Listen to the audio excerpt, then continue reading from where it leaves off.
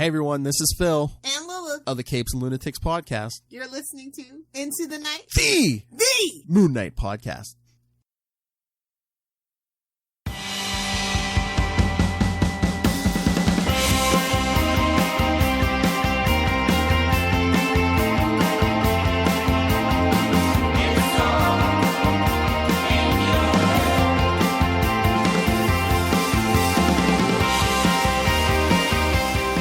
Yes, welcome back, loony listeners. You are listening to Into the Night, the Moon Knight podcast.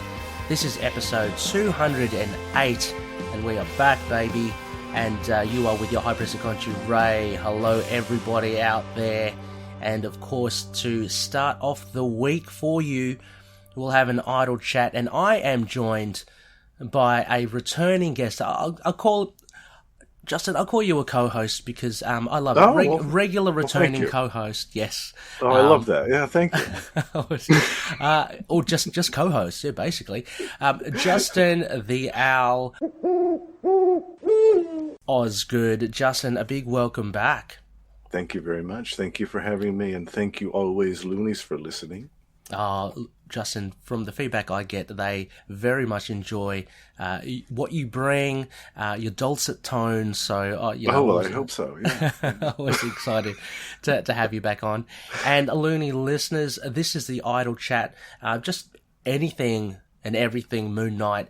And this week, Justin and I will be talking about Egyptian heroes and villains. So we know Moon Knight has the obvious ties to Egyptian mythology. Justin and I, and off the back of Justin's fantastic suggestion, we thought we'd expand that and try to identify, I guess, the other Egyptian-influenced heroes and villains out there. So this will be a fun little chat. Now, before we get into that, of course, I must thank the likes of Justin, our gracious patronies. So those listed as co-producers and executive producers on each and every one of our episodes, a huge thank you. Your support is just, can't thank you enough. So the likes of yourself, Justin, thank you so much. But also Daniel, Derek, Wayne, Jordan, Josh, James, Russell, and Anthony. Fantastic. Thank you, each and every one of you. And our sponsors as well, from Daniel, one of our patronies, Fringe Knight. It's an indie original comic based on Erie, Pennsylvania's very own mysterious superhero. Fantastic writing, fantastic stuff from Daniel there. Also, Hello Headphones, empowering gamers to play at their best, and Dreamland Comics, the superhero superstore. So, Justin, yes, back in the Khonshu lounge here as we back chat in the saddle. Yeah.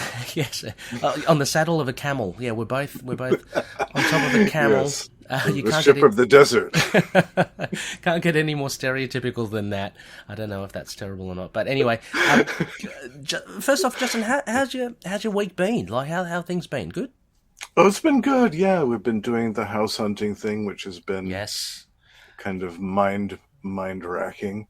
Oh God, it's truly insane because of the pandemic.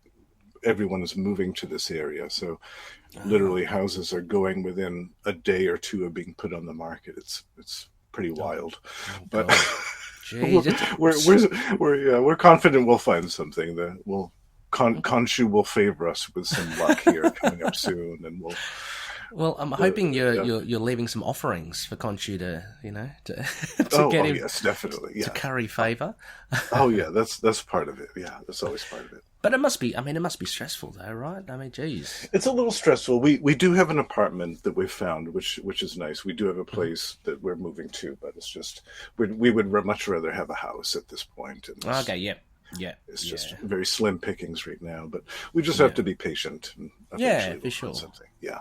Oh, I mean, I guess that's it. And as long as you have something that's, livable and comfy to an extent. Then, absolutely. Yeah.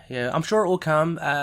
Justin, a few more offerings, a few more sacrifices. And I'm sure yes, I might have to do some more. I might have to tear a few faces out. I was hoping I would get away without having to do that, but I think he's demanding it at this point. So push comes to shove. So far be it from me to refuse such a decree. And have you been following anything on the social media on on Facebook, Twitter's anything to do with Moon Knight? Anything catch your eye? A little bit. I've been trying to figure out who Ethan Hawke is playing in the show. Yes. That's kind of been my little side thing, and I probably shouldn't because I'd like to be surprised, but I've been following that a little bit. Yeah. Yeah, it's been dangling there, hasn't it? And actually, thank you so much, Justin, for that beautiful segue.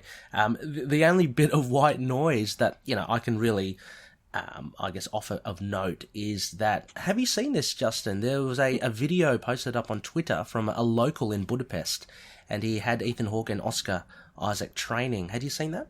Oh, no, I haven't seen that. Oh, okay. Oh, very, very interesting. Well, that's why I actually thought that you were talking about speculation or speculation of Ethan Hawke, because... No, I must have missed that. Oh. Yeah, well, it was very... Like, when they say training together, it was pretty innocuous. It was basically, the guy, the video taker, was standing at the side of the street, at the road, and they must have been going on their morning jog, but it's clearly Oscar and Ethan Hawke, and Ethan's talking to Oscar, just, I can't remember what he was saying, but they're just kind of slowly jogging past, so it looks like an early morning jog. The thing there, though, Justin, was that Ethan Hawke was clean-shaven now.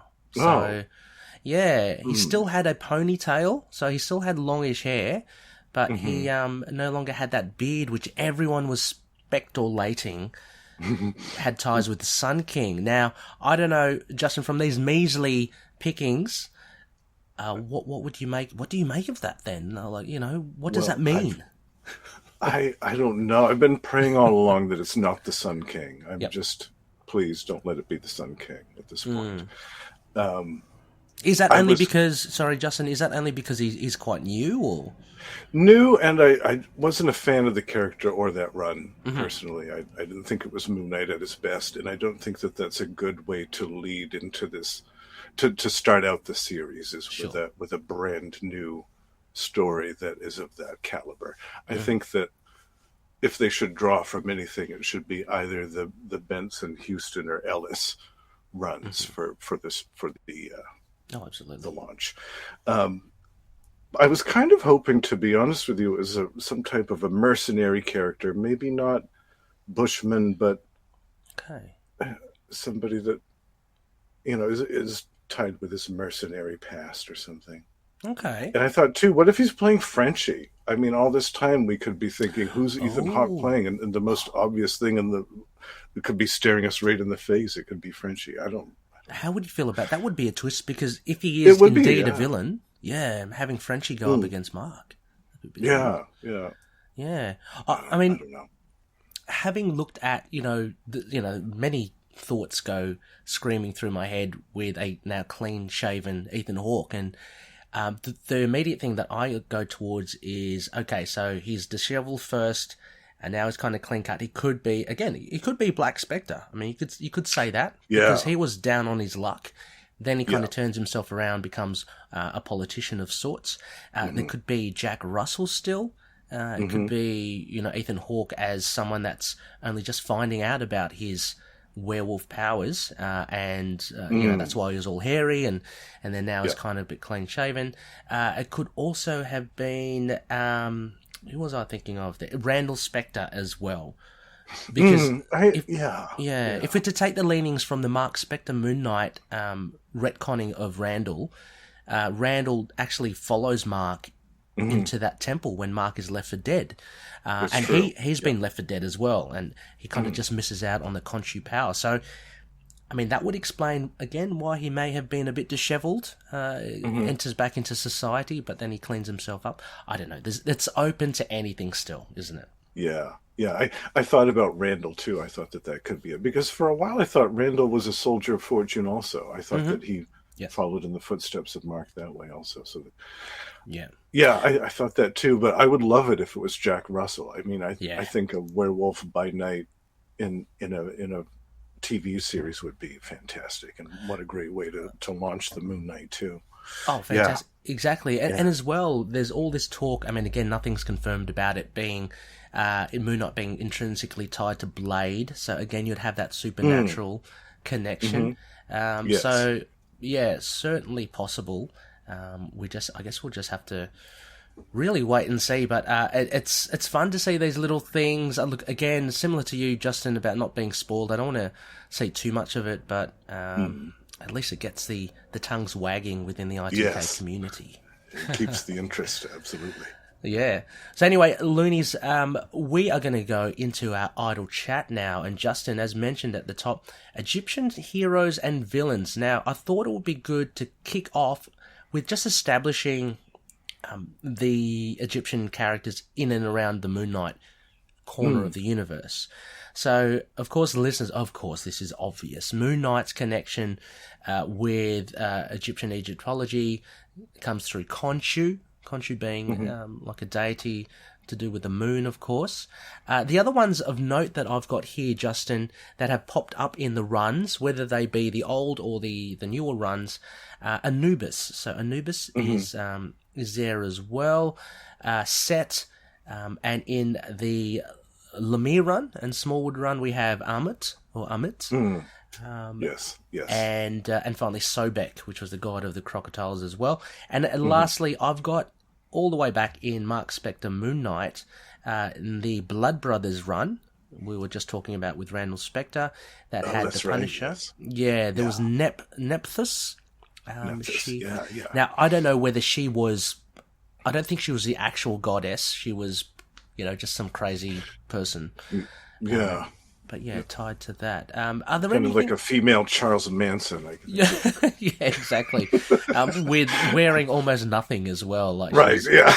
Certainly one of the time, the 90s, and she went a little bit too far there with her recreation of Egyptian wearables. But Justin, are there any other... I mean, I was thinking of the Fist of Khonshu, but I can't really remember the high priests there. Were they tied to... From that story, I don't really remember. No, there might have been the other priests that... Yeah, I don't think there were any specific named characters in amongst that cult other than Nephthys and maybe a couple of people directly under her. Right. Yeah. But as far as I know, they haven't appeared beyond that story, have they? No. Or you mean, sorry, Nephthys?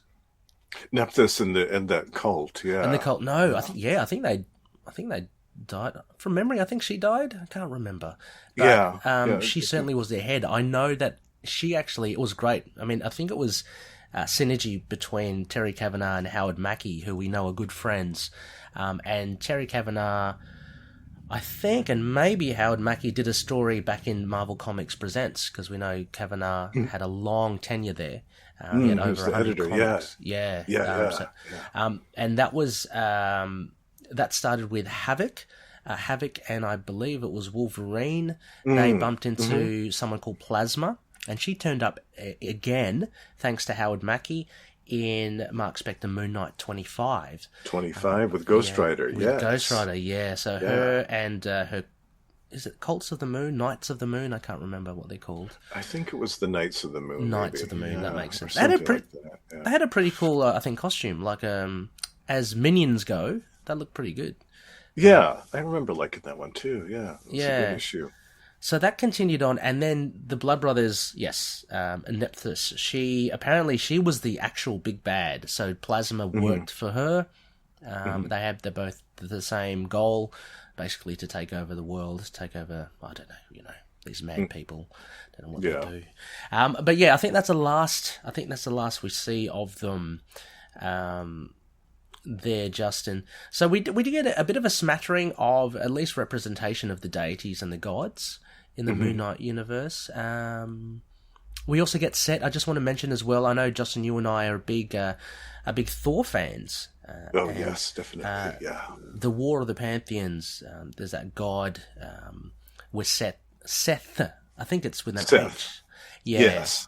He actually he takes on the gods and stuff. That was a great battle. So he's actually represented not only there, but also in Atlantis Attacks, I believe. Well, I believe those are two different things, because the Seth from the Egyptian pantheon, I think is different from the giant snake. The giant snake's Set was Set, from one of the primal evils from the beginning of the dawn of time or something, the Right. beginning of Earth or something. Yeah. Okay, so a bit more broader. I mean, we know in Egyptian mythology though, I think it is either Set or Seth. I'm not too sure. Well, Like I think name. they did worship Set in Yeah, some of the stories. Yeah. Right, yeah. There were those snake cults and everything.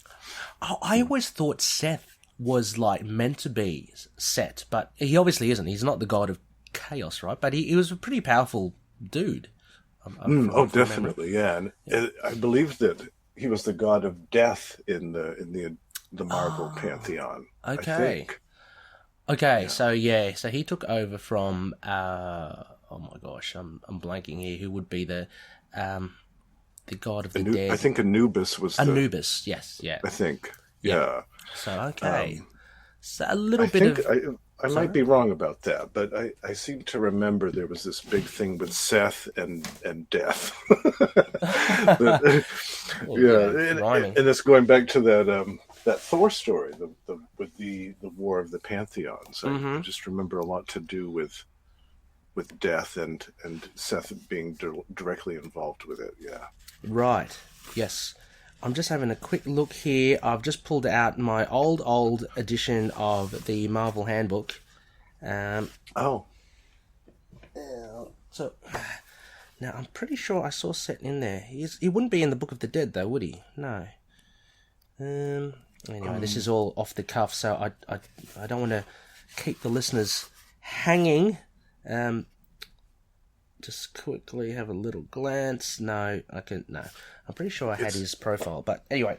It's kind of confusing because in that Thor story, in issue number 400, I believe it was, he does turn into a giant snake. Oh, okay. And I remember for a while I was confused. I was thinking, is Seth the same thing? Are they? Yeah. No, you're absolutely right. I don't see any correlation between the Set in Atlantis attacks with the Seth, but I think there's just creative license there from Marvel, maybe deciding to use bits and pieces here and there.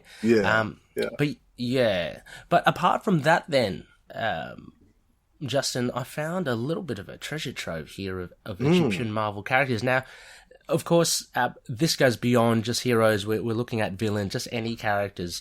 Yeah, actually, I'll skip down the prompt sheet, Justin, because we did talk about this first, and we were thinking, just off the top of our head, who would the Egyptian characters and heroes be in the Marvel universe? And you hit it right on the head by saying Earth Force, which, again, was something that we saw from the Thor run. Right.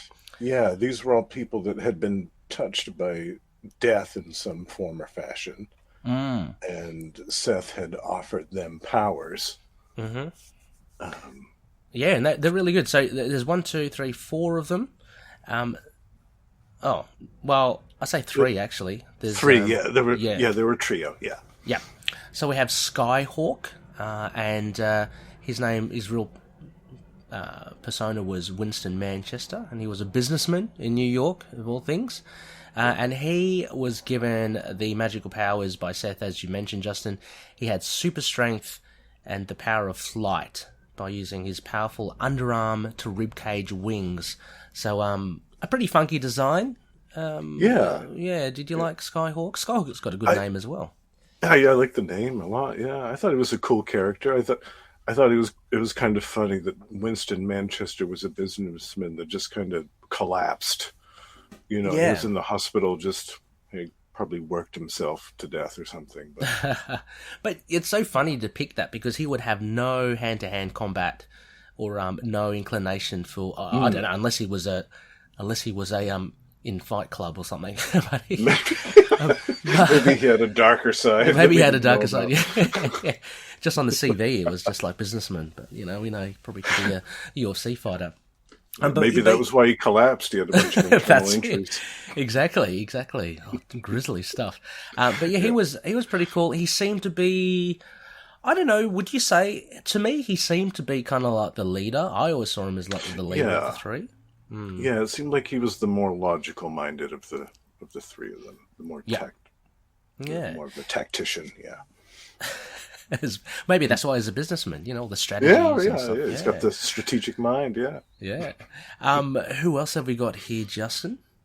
we've got Earth Lord, who was Kyle Brock, and he was a police officer who was shot and hospitalized. His magical powers were he could draw strength and mass from the ground to become a giant with superhuman physical attributes, and could return to his normal size at will. And his costume is made from enchanted metal and fabric that grow and shrink as he changes size, which is always convenient to have. It is. I mean, we don't want to be caught. No, yeah. A la the Incredible Hulk. So, yeah, this was... Yeah. I don't know about you, Justin. Earthlord for me was my favourite. I'm a sucker for... the likes of Giant Man and Goliath, where you can actually change size, and this idea of becoming stronger, the bigger you get and stuff. I don't know. I found him good. He seemed like the bruiser of the trio. Definitely. And then I think in the Comic Vine article about the character, it said that he could get class 100 strength at his most greatest. So he's one of the heaviest hitters there is if you can do class 100. Yeah. Yeah, absolutely. And he had that almost like a Juggernaut style headgear. Just kind of that rounded helmet, which again is also synonymous with, I guess, stylings of maybe ancient Egypt. I got that sense. We know Khonshu's got a bit of that bob as well. So. Right. The statue of Khonshu. Yeah. Yeah, I mean, and finally, we got this Wind Warrior. She's pretty cool as well.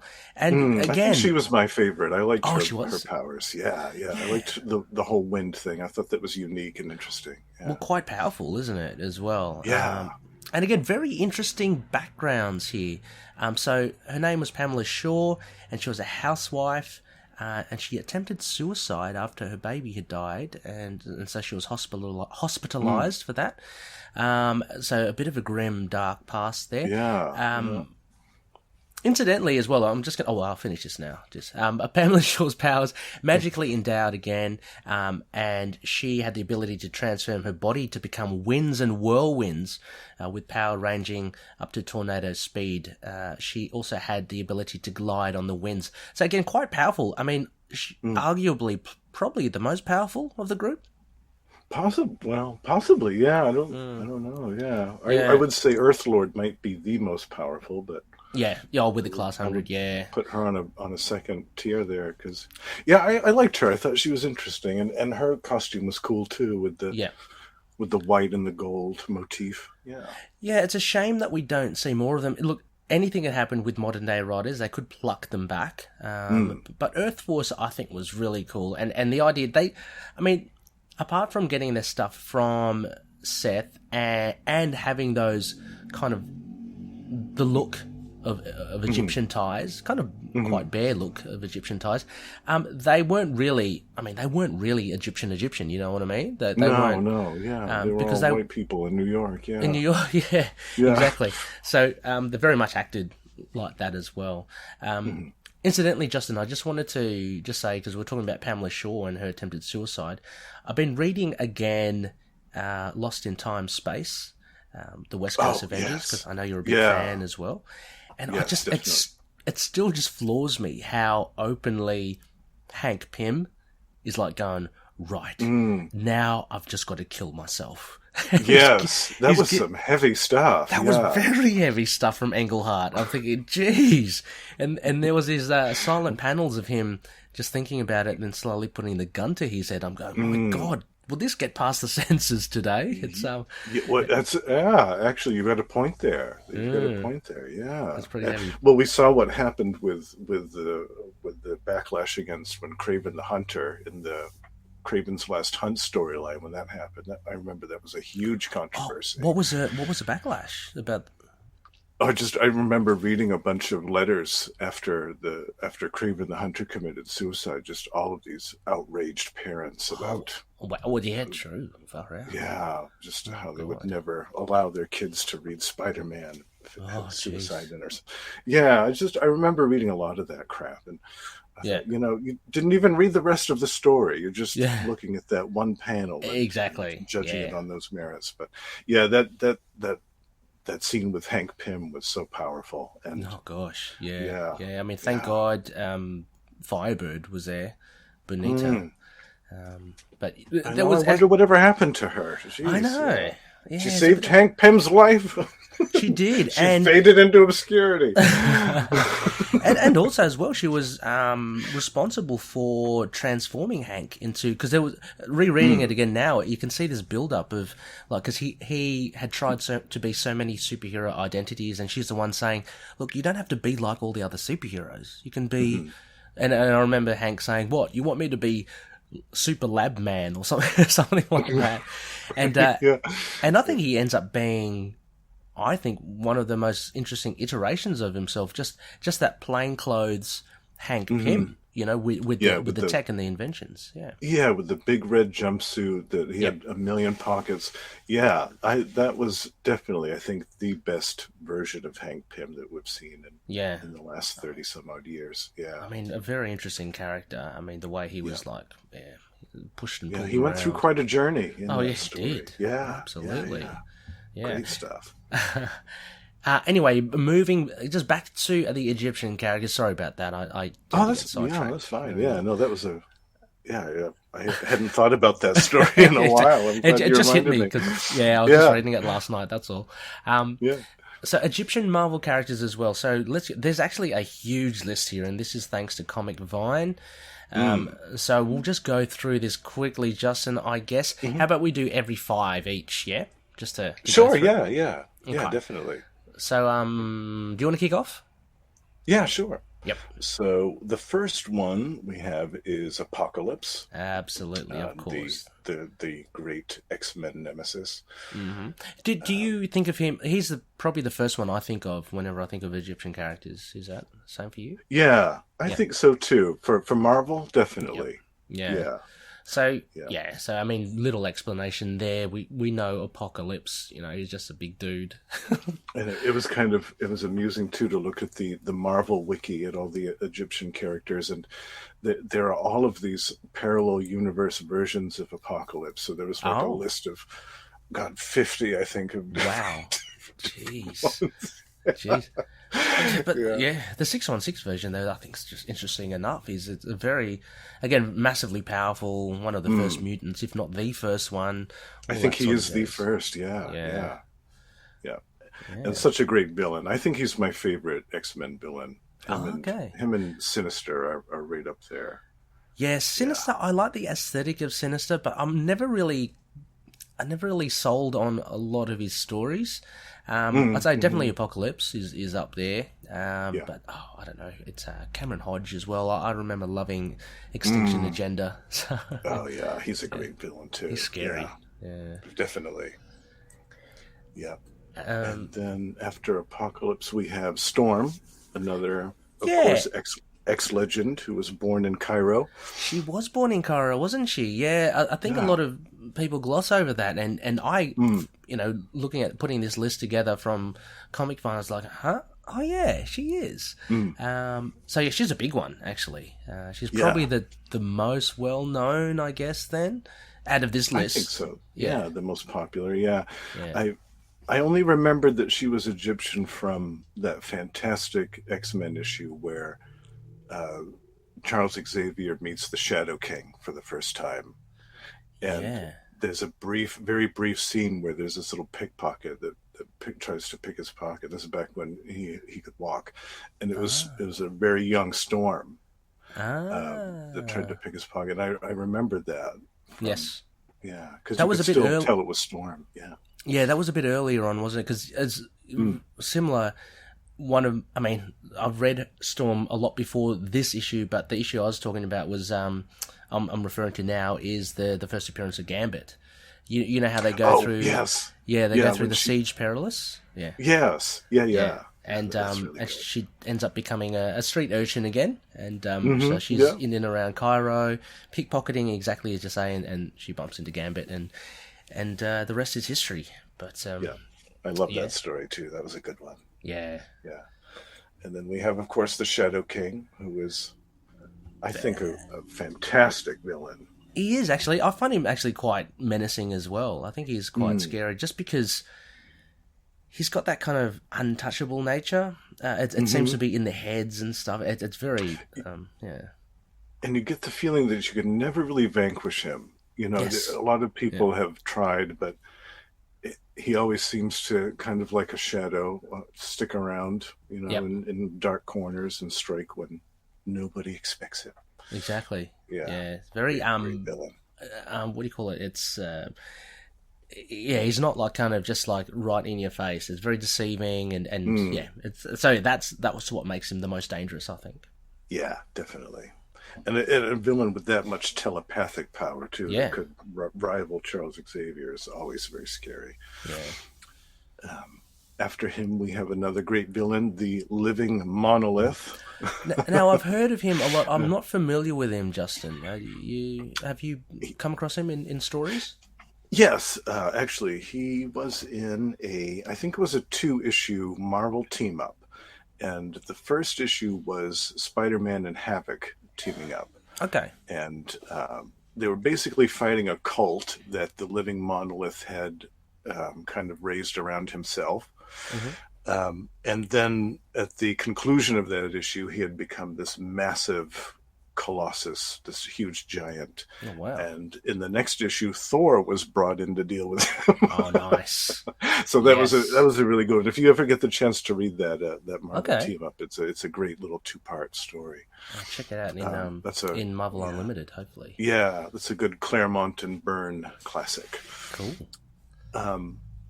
And he also appeared a few more times after that in various stories. He popped Okay. up here and there. Yeah. I mean, he's listed, he's ranked, not that this has any bearing, but I think he's ranked up high when it comes to, like, you pose a question to someone who's an Egyptian character in the Marvel Universe, he always seems to turn up. So he must have had some sort of impact, although he hasn't been seen recently. Yeah, it doesn't look like it in quite a while. Yeah. His powers were very similar to Havoc's in that he could absorb energy and then redirect it. Cool. Yeah. And then the 5th is our boy Seth that we were just speaking about. Yeah, now the image that we have here on the prompt sheet, it kind of contradicts the Seth I have in my head, and I know that you have in your head as well, Justin, because he had no hand, right, in the again in that Thor arc. Right. A lot more of a, well, this image looks very Egyptian, but he had a very Egyptian look as well. Had a helmet from memory, green basically, and a brown helmet. So Seth, as we mentioned before, had ties with that kind of power hungry, all that sort of jazz. Yeah, very serpentine image. I would liken this image more to Anubis, this one from Comic Vine, maybe. Oh, okay. Yeah. Yeah.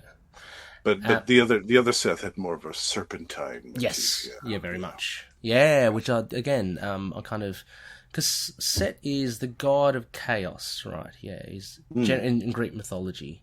And sometimes it's funny because I think I was doing a little bit of reading because of the serial. Apep is actually, or Apep is actually the serpent of chaos. So I think generally they might meld Set and Apep together, and that's why Set's kind of seen as serpentine, because Set's definitely the god of chaos and the god of death and stuff as well. So they had a few overlapping gods doing things, I think. Yeah. Hence, we're talking about an Anubis, and I know Set had something to do with death as well. Yeah. So, okay, we got a few. The next 5, Justin, I'm just going to go through them. I'm not familiar. They get quite obscure. They do, yes, yeah.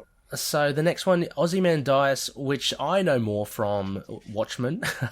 Right, yeah. But apparently there is a version in the Marvel Universe. Are you familiar with this gentleman? No, I've never heard of this version. No. Yeah, I haven't either. He looks metallic. Let me see. He's a slave of Apocalypse, apparently.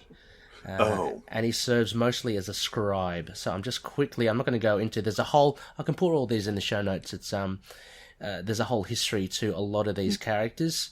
And depending on how fast my internet speed, there we go. So he's a servant.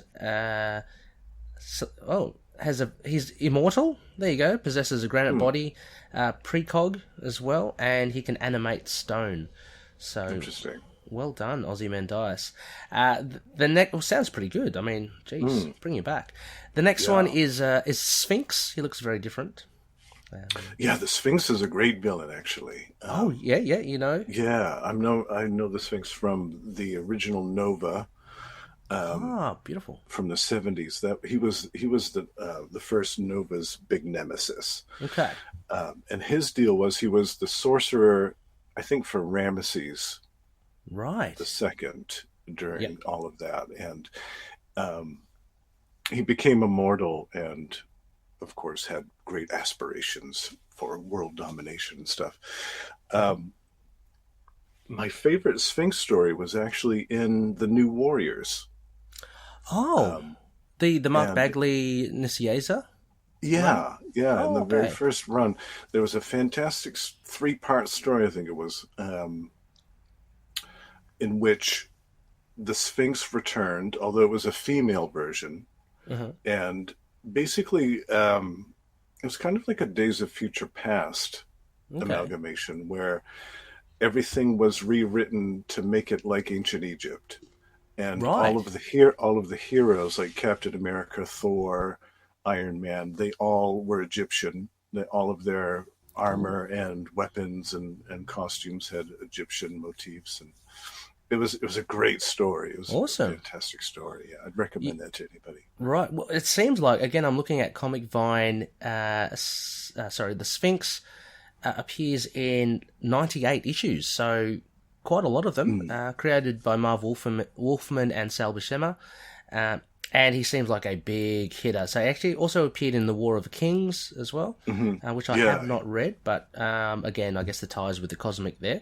Has berserker strength, blast power, there you go, flight. He's immortal.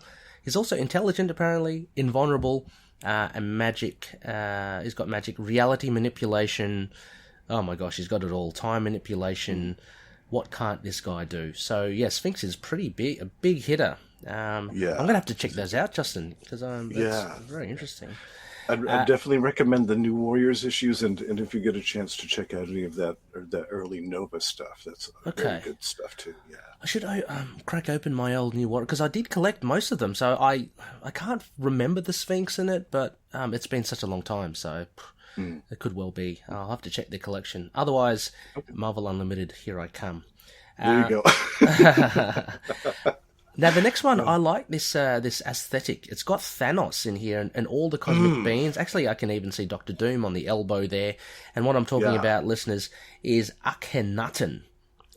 So another Egyptian. Let me just pull up this. So he was around circa 1300 BC, and he was chosen by the Celestial Order, something like that. Are you familiar with this gentleman? No, but out of all these characters, he was the one that piqued my curiosity the most. I loved the look of him. I loved his origin. I thought, this is a cool character. I'd like to. Oh my god! Yeah, and created by Peter David. First appearance, The Incredible Hulk, 457. I can't believe that. Wow! Can't believe I missed this. Yeah, that's great. Well, I'm going to definitely dive into that.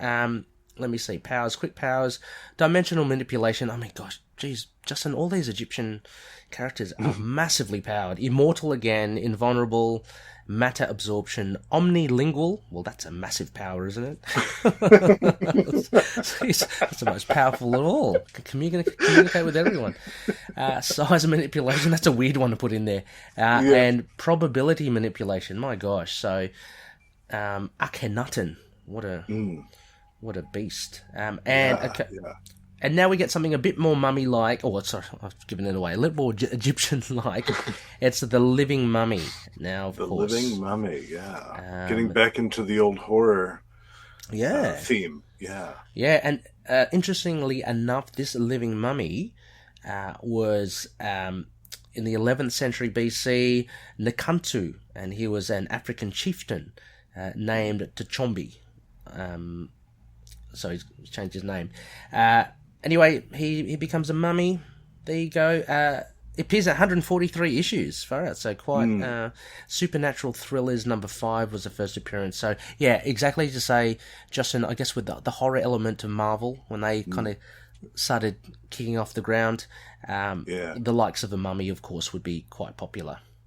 Absolutely, yeah. His origin was pretty grisly too. There was a part in there about how his blood was removed and replaced with a chemical solution while he was still conscious. Oh my gosh, jeez. Oh, that's Far out. yikes. I love these imaginations, I know. these things, imaginings from these writers. It's crazy. That's great, yeah. And capping off this bunch of 5, we have Asp. So I'm just going to open up her biography. She doesn't look like she's from the Serpent Society, but okay, she's a mutant. Sorry, A former member, I think. she is. Asp was one of the founding members of the Serpent Society. Yeah, she met up with Black Mamba and Diamondback, recruited by Sidewinder. She's a mutant who generates paralyzing bioenergy blasts.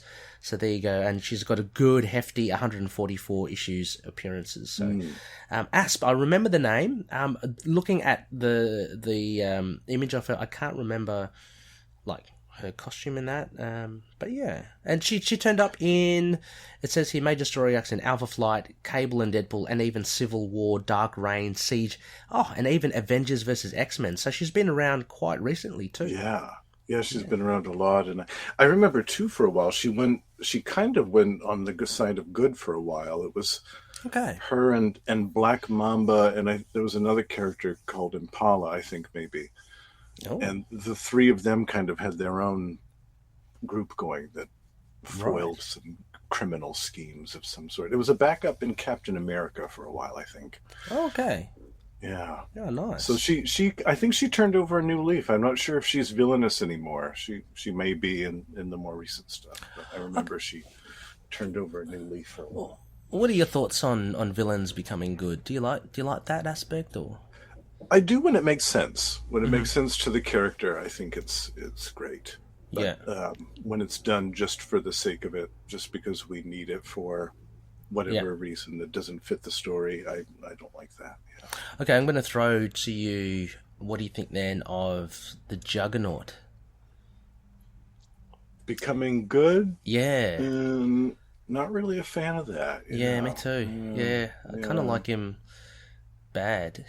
I do too. I think he's... Yeah, it's always possible for people to change. That's true. Well, that's true. But, yeah, I mean, we've got to be, I don't know. He always seemed like he was one of the nasty ones that would never change. Yeah, me too. Yeah, I think so too. Because there's a fine line. Like, I think you can. It's a lot more organic, say, with Eddie Brock. I think. Mm-hmm.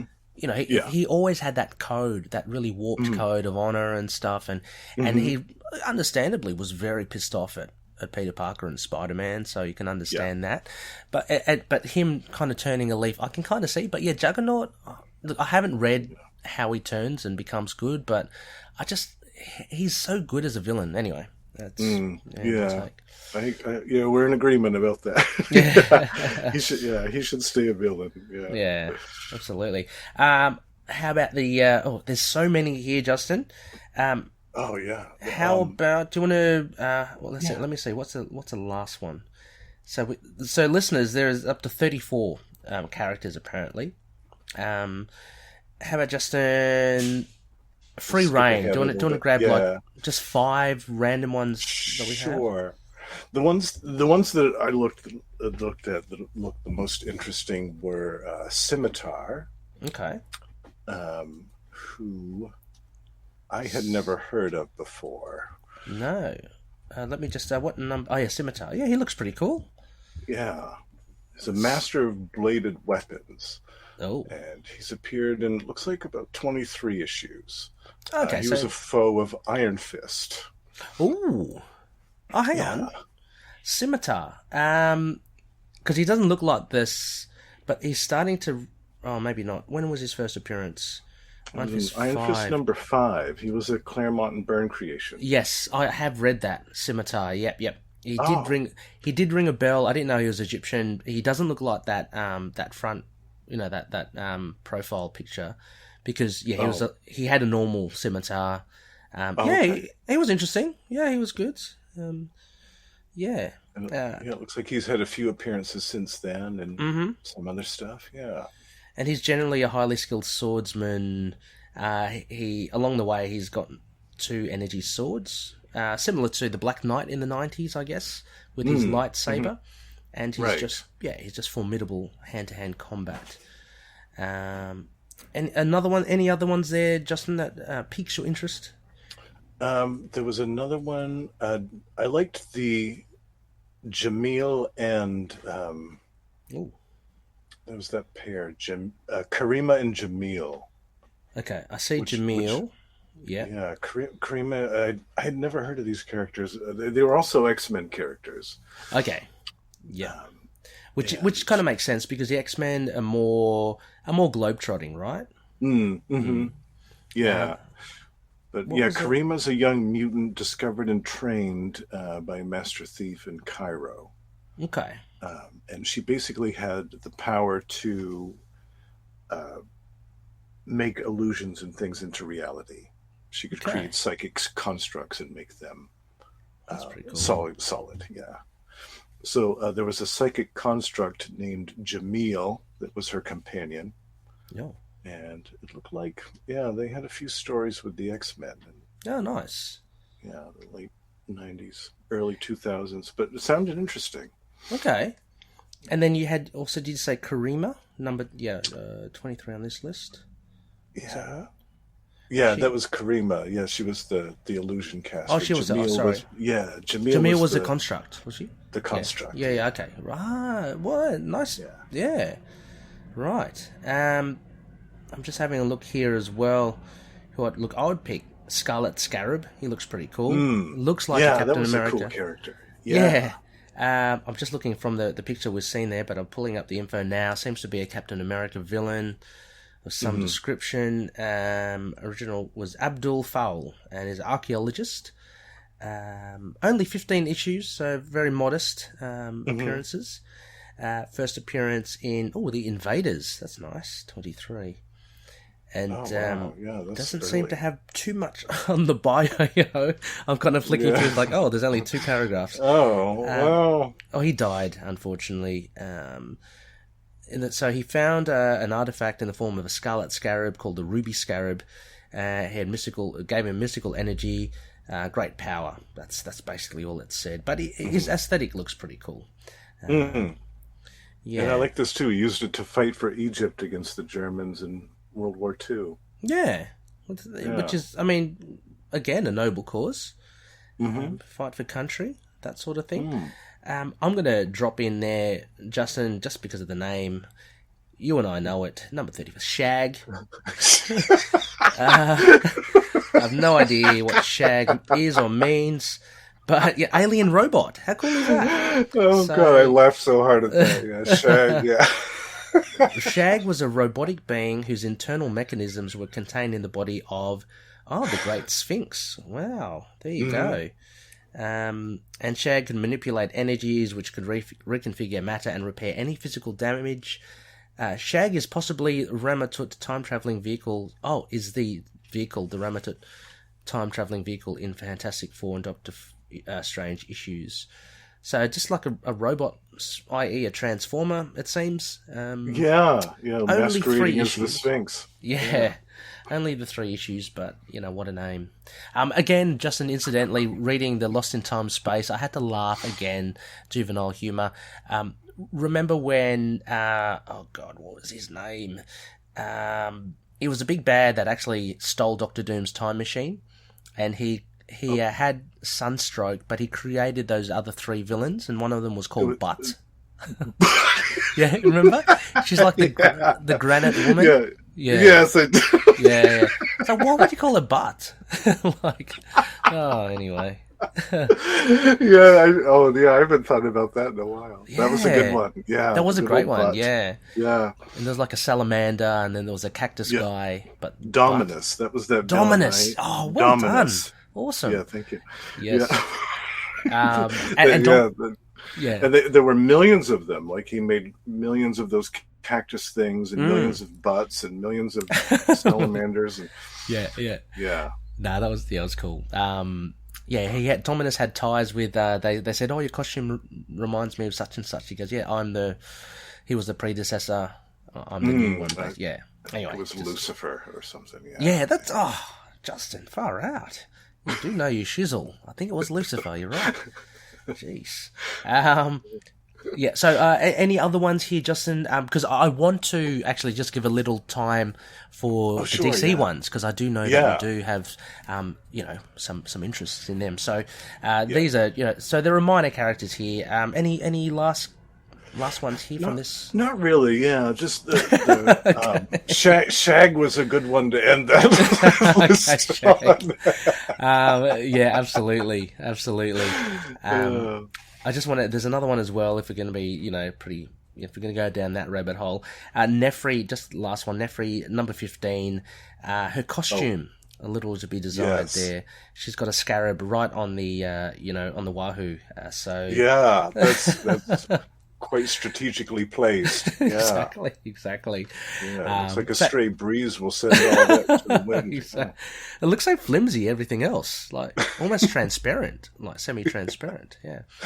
But anyway, listen, so there are a whole lot of them. There are 34, apparently, other Marvel characters, plus Earth Force, on top of all the Moon Knight characters. So there are quite a few of them. Let's hope we see many more. We might see more if they get reintroduced in the Moon Knight TV show, dare I say, and even Marvel Legends figures. Let there be a Shag Legend figure. Please. I would love that. Let's have a large Shag vehicle for other characters to go in and ride around on. Exactly.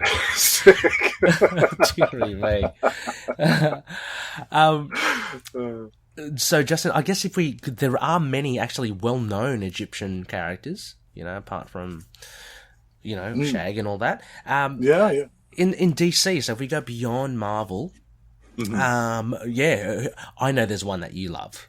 Oh, yes. Yeah. Well, the first one I have to mention is my favorite, Dr. Fate. Yes. Yeah. So, So for the listeners, again, his ties, is he Egyptian or is it tied to mythology? Well, in a certain sense, his basically Dr. Fate's a sorcerer, but he's kind of like a force that inhabits a mortal body.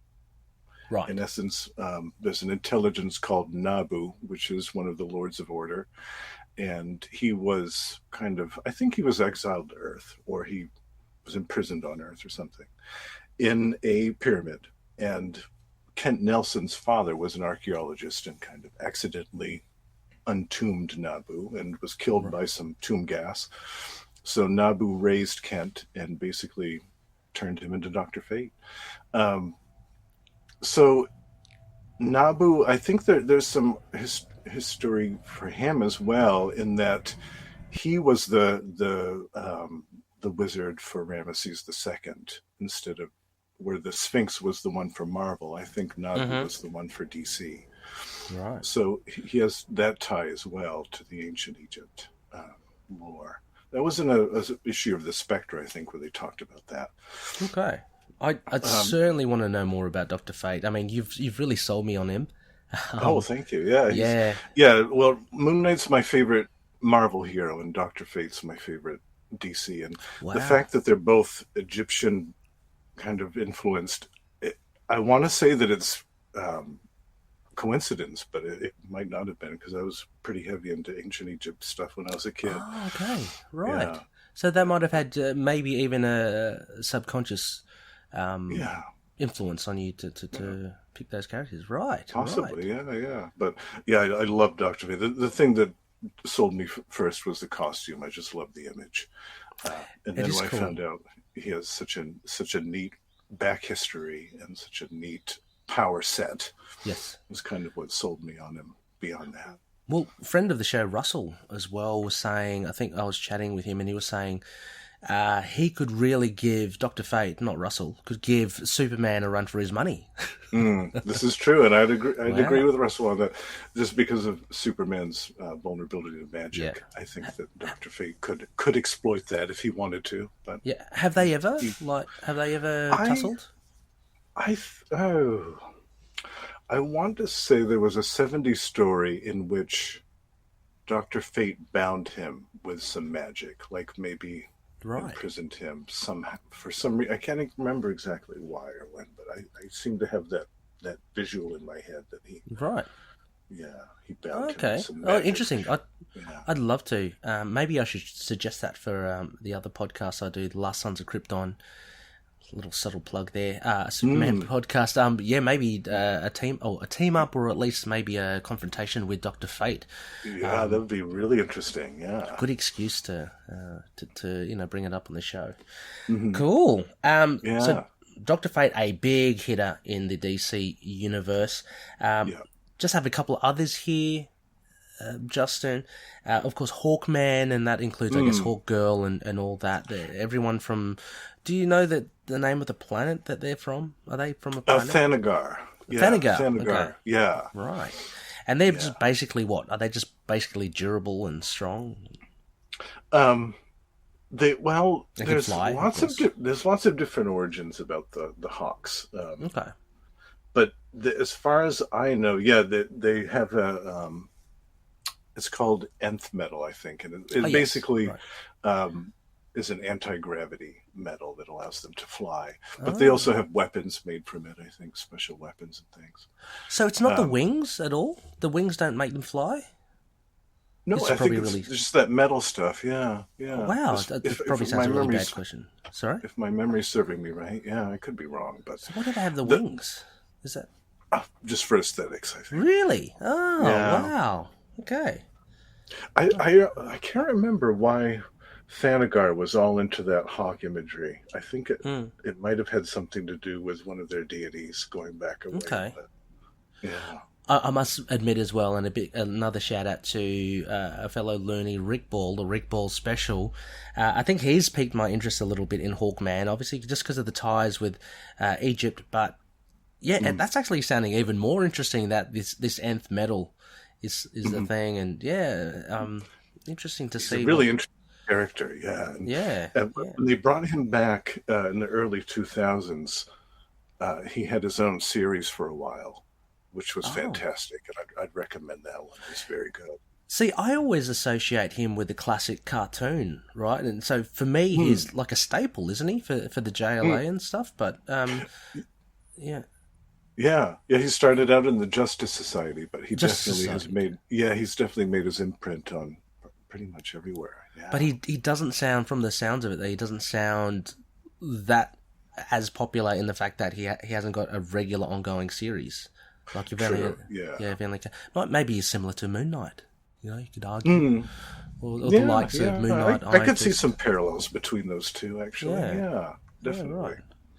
Nice. And finally, the only other one, unless you have others, Justin, as well, Ragman.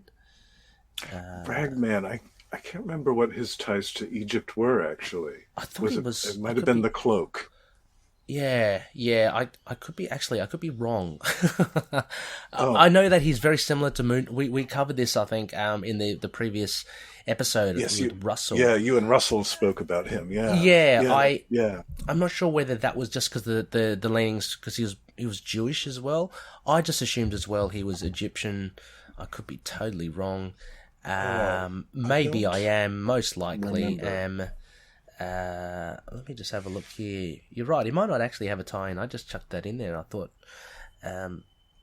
no, you're right. I don't think he's got the supernatural element, but that's okay. So scratch that.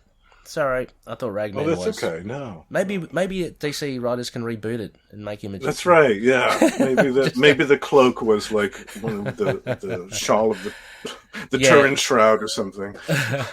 Because the Egyptian equivalent of the Turin shroud. Yeah, it was just more like the supernatural element, right? So he's just a Jewish superhero. So sorry, that was it. I thought his connection with Moon Knight was the Egyptian as well, but no, sorry. Scratch that. Okay. That's all right. Any other ones there, Justin, that you can think off the top of your head? There was one that I wanted to mention from a very obscure source. Absolutely. This is a comic book which I would be amazed if anybody remembered it. This is why we love having you on, Justin. There's a random comic book called UN Force, United Nations Force. And this was... I wanted to say 93 or 4, maybe 95. And it was a very short-lived series from a publisher, I think, called Gauntlet. Okay. And I just bought it just on a random whim, just because of the cover, I looked at it and I thought, oh, this looks interesting. And it was a team book, and it was essentially all of these characters were from different countries. And as you might imagine, the whole story was basically them all fighting each other. They never really, I don't think they ever fought a single threat besides each other, besides infighting within the team. But it was so great. I don't think that it would fly today because there was a lot of stuff that hasn't aged well. A lot of cultural references, I think, that would probably be frowned upon a little bit, but for the time it was interesting, and I've dug it out a few times over the years and read it, and it's very entertaining. The art's good, and the characters are interesting. But there was an Egyptian hero in that team named Cheops, and he was a scientist who had 3 different helmets. He had a fox helmet, which he could use for telepathy and mind reading. He had a falcon helmet, which he used, of course, for flight. And he had a hippopotamus helmet, which he used for super strength. And cool. Of course, I like he could those. only use... Yeah, it was cool, but he could only use one helmet at a time. So I thought, well, what if he's up in the air and with his falcon helmet, and he really needs to punch a hole through something, but he can't switch helmets in midair. Exactly. They're not exactly portable, are they? No. He's going to have to lug around 3 helmets with him, and they're like, hang on, one sec, let me just change it. Yeah, let me just change this. Hold on a second. Yeah. So, that sounds interesting as well. It was a cool little series. I definitely recommend that to anybody that wants something random and weird to read that's from the past. It's UN Force. Yeah, UN Force. Most definitely will try to post up something. I always tend to post things after we do the recordings, but anyway, they're good for discussion. We'll post up something to do with Egyptian characters, and hopefully I can track down some images of Cheops from UN Force. I think I found one earlier. I can send that to you. Yeah. Oh, fantastic, great. And I'll post that up in our group and on the page, and we can have a good old discussion with some loonies about, what is your favourite Egyptian character or Egyptian mythological character from Marvel and or beyond. I think it'll be a very interesting discussion. Justin, why don't we just take a quick break, and when we come back, we're just going to wrap up our idle chat with a couple of bits of feedback. But we'll see you soon, loonies, after this short message. You belong to the Merry Marvel. Anyone hear us? This is Trey Lawson. And I'm James Hickson. Anyone can hear this broadcast. We need your help. We've been kidnapped and imprisoned in a tomb by this creepy old undertaker named Mr. Gravely. And he's forcing us to review his collection of Marvel horror comics. Stuff like Tomb of Dracula, Werewolf by Night, Man-Thing, Ghost Rider, and so much more. Forcing us to record these reviews as a podcast called The Tomb of Ideas. If you can hear this, please contact our families. Call the authorities. Anyone. Tell them we can be found at... Now, boys. Let's not give too much away. You can find James and Trey every other Wednesday at the Tomb of Ideas, a Marvel horror podcast. A proud member of the Cinepunks podcast group. See you there, Tomb Believers.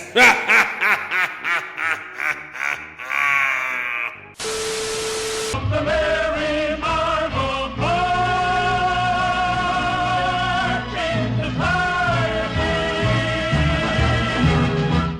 Hello, this is Russell from Tombs of Evil.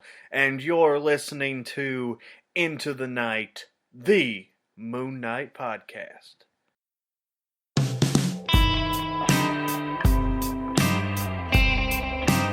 Yes, welcome back, loony listeners. You are listening to Into the Night, the Moon Knight podcast. We are wrapping up our fantastic discussion on, this always interests me, Justin, the Egyptian characters or the Egyptian mythological aspects in the Marvel Universe and beyond. So I think we've covered a fair few of them. But yeah, Justin, it's fantastic. Dr. Fate, of course, a big one. Interesting to know some of the villains as well. The Living Monolith, I've got to try and find out more of. I love that the premise of the Sphinx as well. Yeah. I think you'd love that New Warriors story that we were talking about. Yeah. I'm certainly I love the New Warriors, that kind of classic New Warriors. So certainly going to check it out. Before we head off, though, Justin, we've got a couple of bits of feedback from previous episodes. Have you got the prompt sheet up and running there on your end? I do. Yes, I Excellent. do. Yeah. Excellent. Well, why don't we go? I'll take the first one. I'll give you the nice long one there. Okay, sure. From CMK. But first off, so this is based off our last Idle Chat, which was all about non-Marvel team-ups. So which character would you like to see team up with Moon Knight, not from the Marvel Universe? That was our episode 206, and we got returning comments from Car Eternal. Thank you so much, Car Eternal. And they say, I'd love to see what a Moon Knight and Badger crossover team up could give us. Oh, yeah. I'm going to ask you about this one, Justin. Badger is an indie superhero with DID that regularly fights wizards, pollution. He once attacked a man for littering, and Putin. So, Justin, it sounds like you know of the Badger. It sounds like a very interesting character. Who and where and what? The Badger's from First, I believe, is the publishing house. Okay. That was from the 80s, and I first encountered Badger by reading Nexus. Nexus is a big favorite of mine. Right. By Mike Barron and Steve Rude, and I just love the character of Badger's so great. So cool. And yeah, that would be a fantastic team up. I would love to see that. Those two together. It would be very, very entertaining. There would never be a dull moment. I'm going to have to check it out again. Like, this is what I love. Having the likes of you on as well, Justin, but getting these bits of feedback from the loonies out there as well. It's all about learning a bit more about what's out there, and yeah, I just absolutely love it. So thank you, Car Eternal, for that. Yeah. And finally, we've got the last bit of feedback. Sure, from CMK7, who writes, great episode and great picks, guys. Man, you guys are really taking me back. The Grendel and the Mask. OMG. I'd throw the Crow in there as well. That's a good pick, too. Yes, very good. Also, is it safe to say that Spawn and Ragman are ripoffs? Borrow a lot from Moon Knight, LOL. At least that's what I thought when they first came on the scene, although I'm fans of both and have their number ones, as well as the Mask number one, way before the movie. Wow, impressive. Another one I'd throw in there is Vigilante from DC, basically a Punisher copy with some differences, and another favorite of mine. I would agree with that. Vigilante would be a great team up for Moon Knight as well. Is that character still up and around in DC? No, well, probably not the version that CMK is talking of, because I think that one's deceased still. But there have been a few different vigilantes over the years. I think there's a new one now in DC currently. But, yeah, that would make for a great team up for old Mooney. Yeah, I mean, he's always done well with the Punisher, teamed up with Punisher. So to have someone kind of like the Punisher, I can see certainly work. What are your thoughts? Thanks again. Sorry, CMK7, boop. But also as well, your thoughts, Justin, on Spawn and Ragman borrowing from Moon Knight. What do you reckon? I would kind of agree with that a little bit, at least in the image with the flowing capes and things. Yeah. Yeah, I was never the biggest Spawn fan, but I always did like Ragman. I always liked Ragman. Oh, well, I mean, I've only become familiar with Ragman recently. Spawn is interesting because, I rode that wave when Image started and Spawn came out and collecting all those. It is interesting, actually, to take a step back and go, so what was McFarlane influenced by? Because he certainly isn't anything like Spidey, which was a big Todd McFarlane thing. I guess, Batman. And, the likes of Moon Knight, I guess, with the flowing cape. But he even influenced Marvel in the, to some capacity. Justin, I don't know if you remember Night Watch. Do you remember that character? Oh, I do remember Night Watch. Yes. Literally just Spawn. Basically, yeah. It was very funny. I have a few issues of Night Watch. I remember that one. Yeah. Oh my gosh. That was a direct rip-off. And I think they had to change the costume too, I think, right after the first issue. Because too much. Yeah. Oh my gosh. Completely retooled it. Well, yeah. And plus the Spawn too does have some other similarities with the mercenary background. Oh yeah, with the true. Soldier of Fortune True. history with Moon Knight and with the whole redemption ideal. So and a deal with possible. the devil. Yeah, right. Like exactly. Khonshu. Yeah, true. Mm-hmm. Actually, CMK, I think you're onto something there. So yeah, I agree with that. Yeah. So again, thank you so much, guys, for your comments. They're always fun. And listeners, if you want to drop comments too as well, please feel free. Like these were on past episodes, so we love reading them out as well and just reflecting on what we discussed before. So drop in your thoughts for Egyptian superheroes. That'll be really cool. And as I said, I'll put something up in the group and on the page to maybe generate some discussion. So Justin, that wraps up our idle chat. Thank you so much for thank you for having on. Me back. Yeah, it was great. And if you do have some space in the schedule, would you be able to jump in a bit later in the week for another episode? Oh, absolutely. Oh, I'd love to. Excellent, fantastic.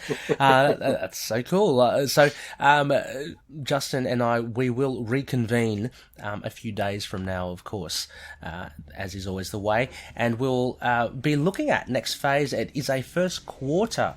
So we haven't had a first quarter moon in a while, and that means it will be Khonshu's relics. So what Justin and I will be doing will be looking at what I've titled Moon Knight Collected. And I guess we're just going to openly discuss, Justin, Moon Knight in, I guess, trade form, collected format.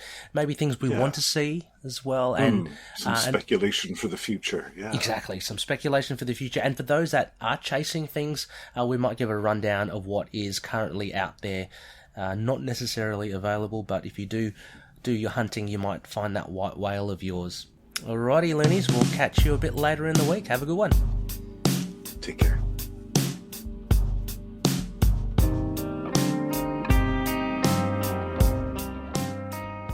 Loonies, you can contact us through various social platforms.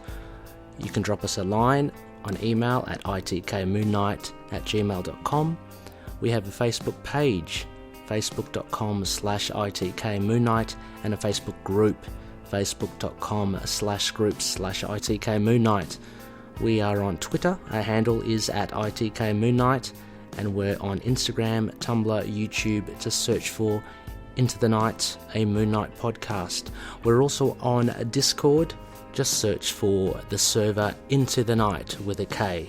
Please leave an iTunes rating or review if you can. It helps us reach other loonies out there too. Also, if you have any feedback, we also look to improve ourselves and the show.